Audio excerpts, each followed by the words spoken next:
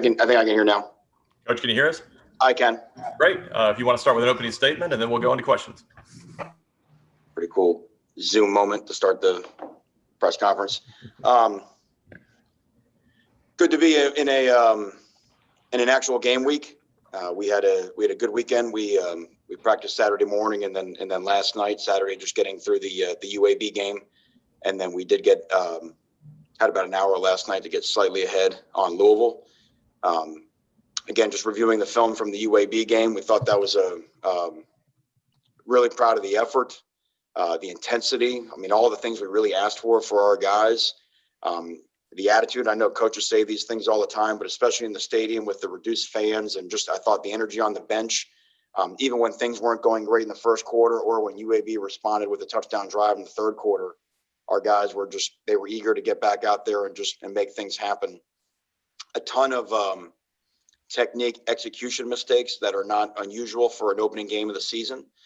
Just things that you got to get in the big stadium under the lights against an opponent, and those things will be there. And I think the players see that. And I think that's been we've had a really good attitude this weekend of understanding that we can certainly be proud of the victory. We learned on Saturday how hard it is to win a football game. We know that. All you have to do is look around college football.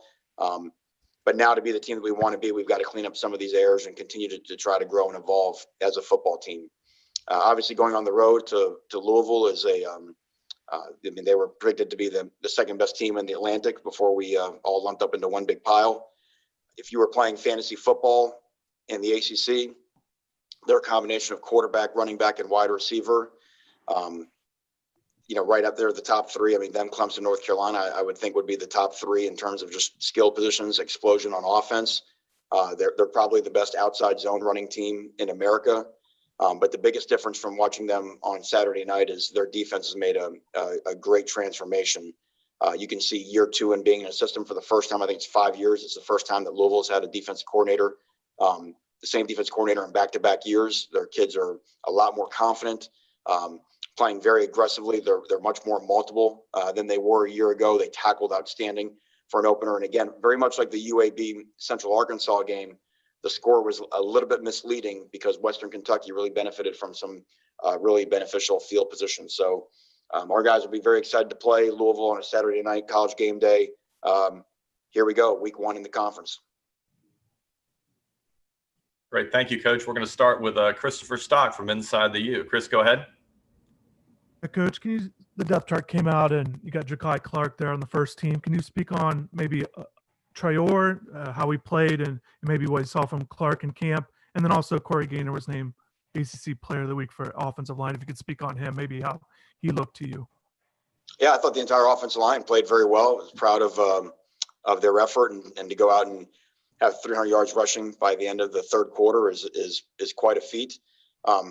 Traore didn't play poorly. Ja'Kai Clark is a guy that we've known is a starter quality player. We felt like we were deeper this year on the offensive line than we were a year ago. And just as reviewing the film with the offense staff, we just felt that, that Ja'Kai would maybe settle in a little better at left guard. But I think you'll continue to see us go past 5 deep, 6, 7, 8 guys be able to go in there. Great. Next up, we've got Manny Navarro from The Athletic. Manny, go ahead. Hey, Coach, 2 questions for you. One, obviously, you always get bumps and bruises that first game. Wondering if there are any guys, particularly Cam Harris. I know he got hit low there at the end of the third quarter. How his legs doing? And then also, you're going on the road for the first time, obviously during a pandemic. Just the differences in traveling, what that's going to be like for you guys compared to maybe last year. What kind of things you're going to change with that? Yeah, Cam's fine, good to go. Practice this weekend. We really came out pretty healthy from game one, so that was great to see. In terms of traveling on the road, some of the things I don't even know yet, but will be different. But there are certainly going to be differences. Obviously, the way we space out on the buses, extra buses, the way that we space out on the airplane, everybody in masks the entire time. So, for example, you don't serve food on an airplane anymore. We don't serve food on the bus. So even like after a game, everybody would normally have their snack on the bus as you're driving to the stadium. That won't be the case this year. You've got to eat at the stadium before you go. So just all the little things like that. I think there's some different things in terms of just, checking in with the airline, all that type of deal. But it just, hey, listen, it is what it is. At some point, it's going to be 7:30 Saturday night. We'll go play a football game. Thanks. Next up, we'll go to Gary Ferman from Kane Sport. Gary, go ahead. Hey, Manny, how are you? I got a couple quick questions. First, now that you've gone through opening week and played UAB, how much more do you feel that maybe you got out of that game in the sense of playing, a little higher caliber opponent than say like a FAMU or a Bethune, or not to diminish any individual school or Wagner, or, just want to, that you actually had a real game, you were tested, you had to respond in the third quarter. How much do you feel you got out of that? And how much better will that make you going on the road this week to Louisville? And then my second question would be, with game day, with an ABC primetime audience, the program's back on the big stage, so to speak. How much does that mean to you and to the program in trying to, restore respectability, respect, whatever you want to call it? The first part of your question, I mean, there's tremendous value in beating UAB. I mean, I don't know if anybody believed me, but I kept saying before we played them that they're a really, really good football team, and they have really good football players. And watching them in person, the running back's a really good player. The wide receiver is a really good player. Their offensive line did a really nice job. Defensively, I mean, there will be defenses we play this year that aren't as good as their defense. They won't lose many more games this year. But to your point, just getting that adversity, getting that challenge. Look at college football on Saturday, right? I mean, there's not as many these games. Sometimes we call upsets. Sometimes they're not as much of an upset as we think they are. So our guys learned a lot. They were certainly tested, and I think we will be better for that going into game 2. Now, in terms of everything you're saying surrounding the game,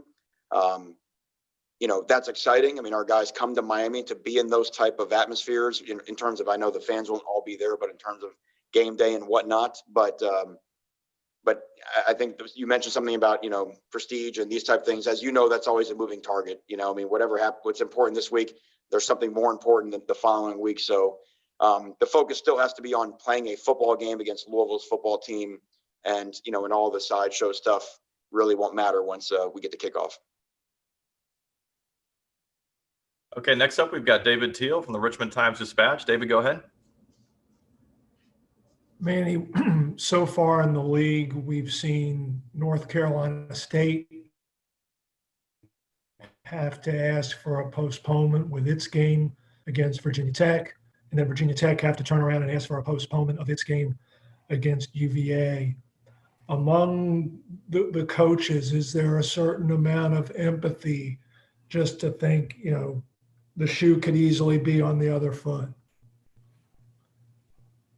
Yeah, there's no question. I mean, I think the schedule was built this way with some flexibility.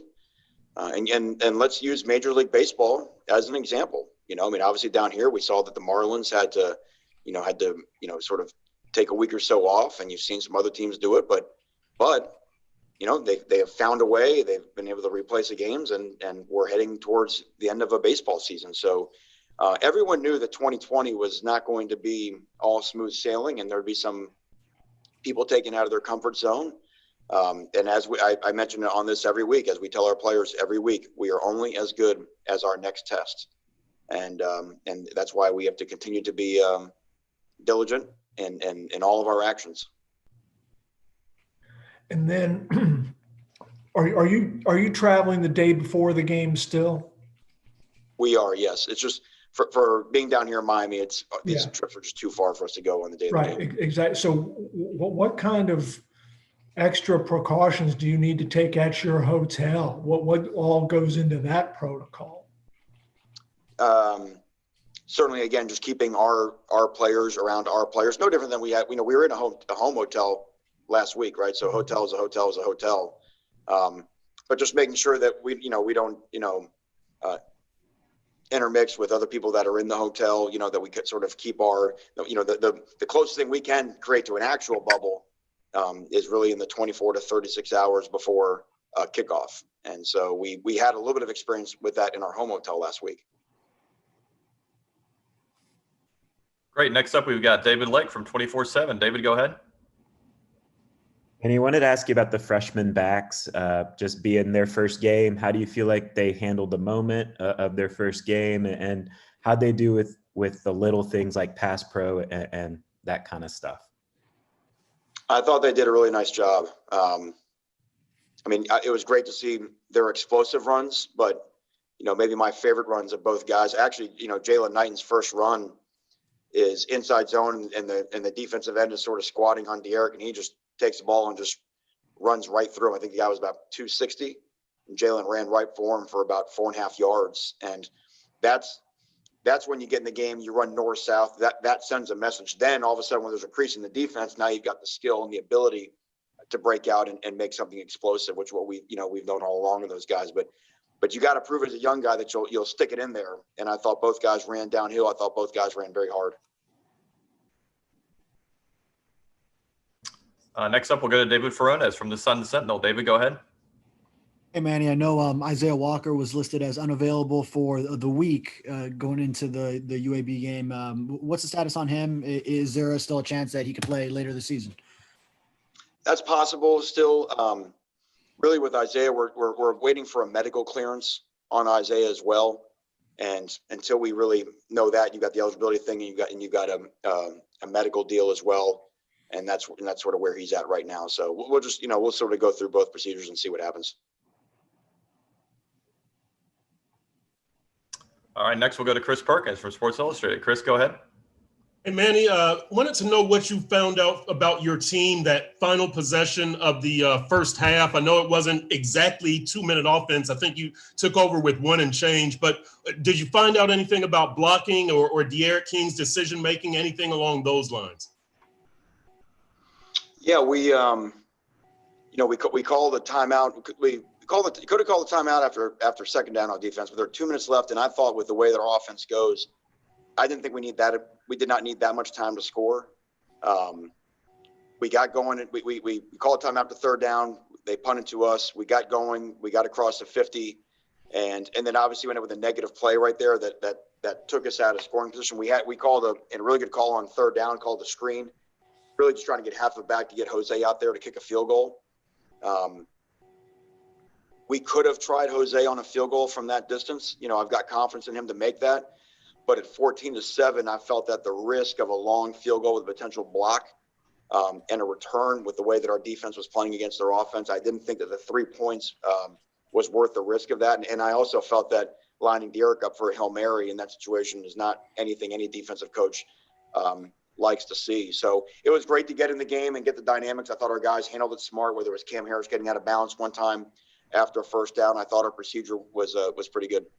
And I think that UAB kind of brought pressure one time and fell back a lot of the time. I think I'm correct on that. But how did De'Aaron handle that? How did the offensive line handle that? Sometimes good and sometimes okay.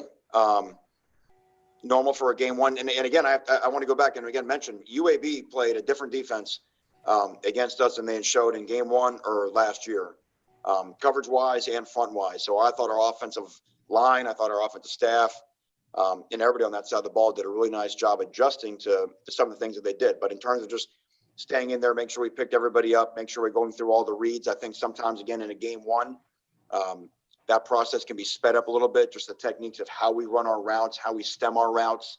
The finer details is what you normally get better at as the season goes on. And there was plenty of that to see on film that I think our guys know that they can improve. All right, we've got time for a couple more. We'll next go to Tom D'Angelo at the Palm Beach Post. Tom, go ahead. Hey, Manny, a couple quick on De'Aaron. Number one, when you reviewed everything with the early part of the game, was it adrenaline first game? He mentioned, there was some overthrows, things like that. What was early on? What did you see was going on? Yeah, I mean, all of that makes sense, right? And just remember, passing game is about timing. And that's why we really wanted to, there's a couple things. We wanted to lean on this football team, and we wanted to run the football, okay? We wanted to go really fast on offense, and to do that, we weren't going to make it calculus, right? And have a bunch of stuff to try to think about and remember about. But you know how they always say your defense should be ahead of your offense? Well, your run game should be ahead of your passing game.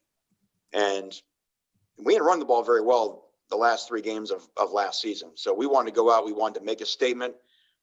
Be simple, have very limited missed assignments, which is what we did, and just get after somebody and play better than somebody else.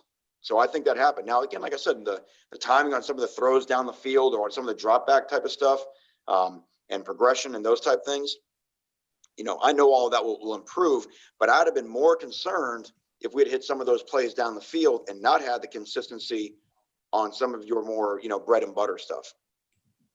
And secondly, he's mentioned a few times in these calls, Manny, about the emotion of playing since losing his dad.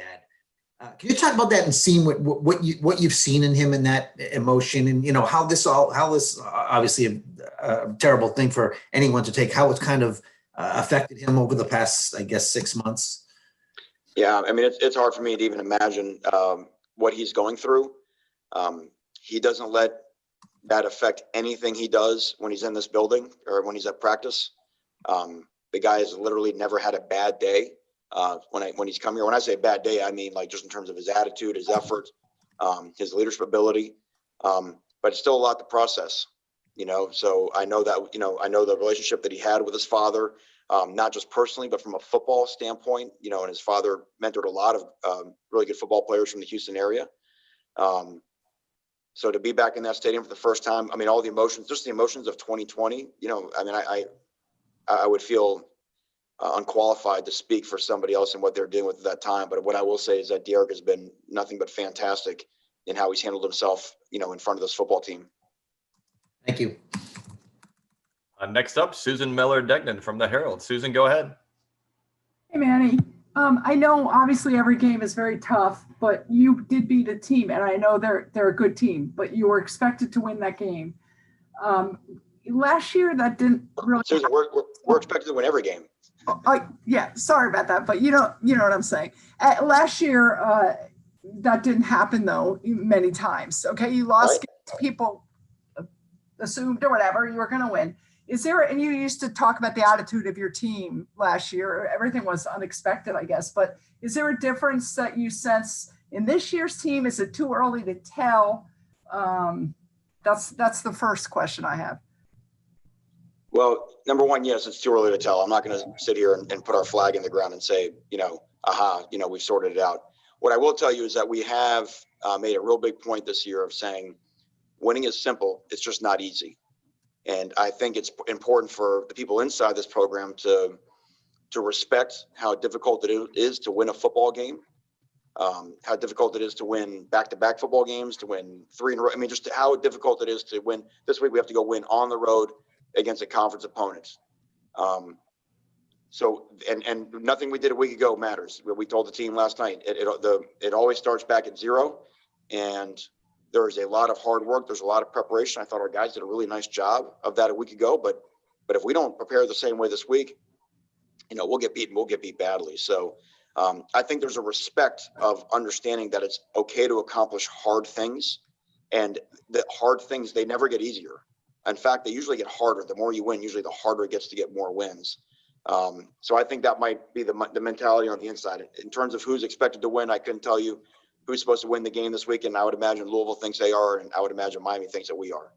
And thanks, Manny. And then my follow was that I know that President Frank said no students allowed, the first 2 games at Hard Rock, and I wanted to ask you how you feel about that now. I know you might not have seen them, but there were some snapshots around the country of some games with a lot of students huddled together without masks. What do you think of that policy now? Well, what I think Dr. Frank knows what's best for his university and his community. I've said this many times this year. COVID is a regional issue. It's a national issue, but it's a regional issue. I mean, there's different rates in different places. What we went through this summer in Miami is different than what other people went through at other places. So we know what's best for us. We know what's best for trying to protect our football team. I think Dr. Frank, I think the Miami Dolphins, everybody at Hard Rock Stadium knows what's best to protect the people that come to our stadium. And that's really all we're responsible for here. And that's really all we worry about here. Thank you. Okay, we'll wrap up with Andrea Adelson from ESPN. Andrea, go ahead. Manny, with respect to the passing game, last year against Louisville was probably your best passing game of the year. And I know it's a different offense, but is there anything you can take away from the success that you guys had last season, and maybe some of the advantages you had with your speed and skill going into this one? What we need to take away from it is don't pay attention to it because it's last year. To your point, it's a very different offense than we were a year ago. They're a different defense than they were a year ago, somewhat schematically, but just again the temperament that we're playing with. So again, last year's game we executed very well in all three phases, but that doesn't really make any much of a difference a year ago. And I would imagine that they'll be highly motivated to show that they're not the same team that they were on that day. And guess what? We're highly motivated to show that we're not the same team we were on that day as well. Great. Thank you, everybody. Thanks, Coach. Just a reminder, Rhett Lashley and Blake Baker are up next starting at 1:30, and that is a separate Zoom link. And we will see you guys later this week. Thank you. Thank you all.